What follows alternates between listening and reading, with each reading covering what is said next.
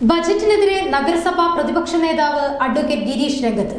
അവതരിപ്പിച്ച budget UDF ഭരണസമിതിയുടെ 5ാമത്തെ water ബോംബാണെന്ന ഗിരീഷിന്റെ വാക്കുകൾക്ക് മഞ്ഞപ്പിത്തം ബാധിച്ചവർക്ക് കാണുന്നതെല്ലാം മഞ്ഞ പോലെയേ തോന്നൂ, അതുപോലെ ഈ വിമർശനത്തിനെ കാണുന്നുള്ളൂ എന്ന് AP നസീമയും തുറന്നടിച്ചു.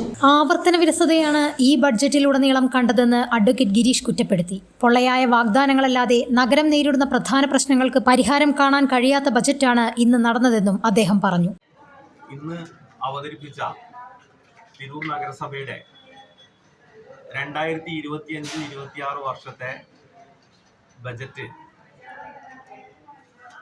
തിരൂർ നഗരസഭ ഭരണം നടത്തുന്ന UDF കൗൺസിലിൻ്റെ 5ാമത്തെ വാട്ടർ ബോംബാണ്.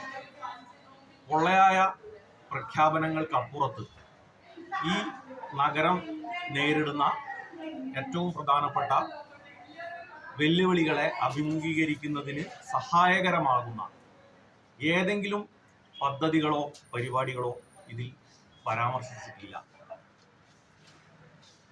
ആവർത്തന വിരസതയാണ് ബജറ്റ് അവതരണത്തിൽ ഉടനീളം നിഴലിച്ചിരുന്നത്.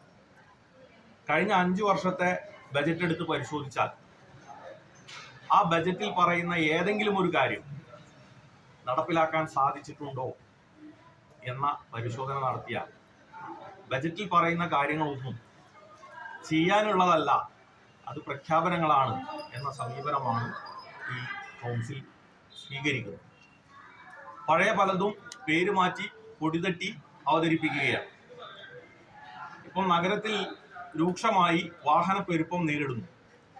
ഈ കൗൺസിൽ അധികാരത്തിൽ വന്ന ഉടൻ പറഞ്ഞതാണ് അതിന് നേരാമണ്ണം ഉപയോഗിക്കുന്നതിൽ വലിയ പിടിപ്പുകേടാണ് നിലനിൽക്കുന്നത്.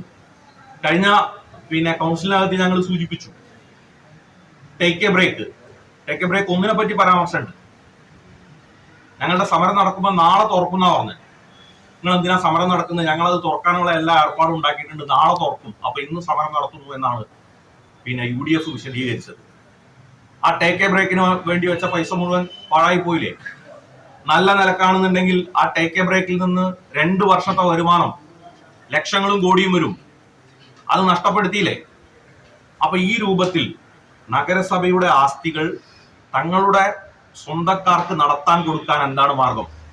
EMS പാർക്കിന്റെ കാര്യത്തിൽ സംഭവിച്ചതാണ്, ടേക്ക് എ ബ്രേക്കിൽ സംഭവിച്ച കാര്യം അതാണ്, വിവിധ കെട്ടിടങ്ങൾക്കകത്ത് സംഭവിച്ചുകൊണ്ടിരിക്കുന്നത് അതാണ്. നഗരസഭയുടെ ഹോൾസെയിൽ മാർക്കറ്റ് 2015 LDFന്റെ കൗൺസിൽ വരുമ്പോൾ 15 ലക്ഷം രൂപയായിരുന്നു. മാലിന്യ സംസ്കരണത്തിന് വേണ്ടിയിട്ട് ഈ ബജറ്റ് പ്രസംഗത്തിനകത്ത് ഒരു വാക്കുപോലും പരാമർശിച്ചിട്ടില്ല.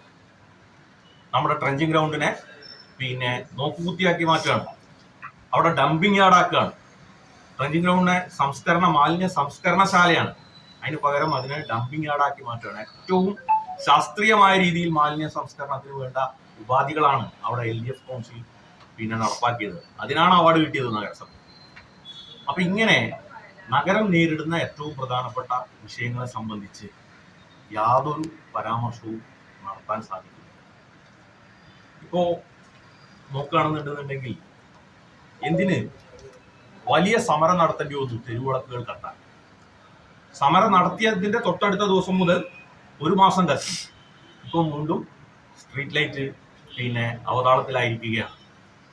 അപ്പൊ ഒരു സ്ട്രീറ്റ് ലൈറ്റ് പോലും നേരെ ചൊവ്വെ കത്തിക്കാൻ സാധിക്കാത്ത പിടിപ്പുകെട്ട ഒരു ഭരണസമിതി.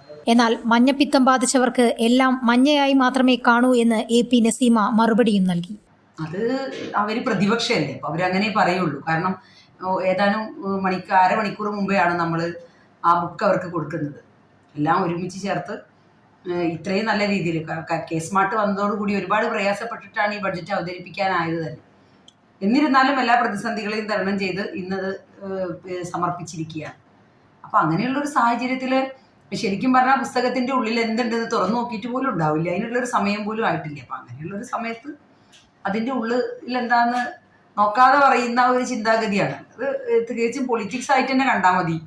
ഈ മഞ്ഞപ്പിത്തം ബാധിച്ചവർ നോക്കുമ്പോൾ എല്ലാം മഞ്ഞായിട്ട് കാണുന്ന പറഞ്ഞ പോലെ ഇവർക്കൊരിക്കലും ഇവിടുത്തെ വികസന പ്രവർത്തനങ്ങളിൽ സഹിക്കുന്നുണ്ടാവില്ല. അതുകൊണ്ടുണ്ടായ ഒരു പ്രശ്നമാണ്. ന്യൂസ് 99 തിരൂർ. 35 വർഷത്തെ വിശ്വസ്ത പാരമ്പര്യവുമായി എന്നും എപ്പോഴും കൂടെയുണ്ടെന്ന വിശ്വാസം. Basith wedding mall, Basith arcade, Poongottukulam, Tirur.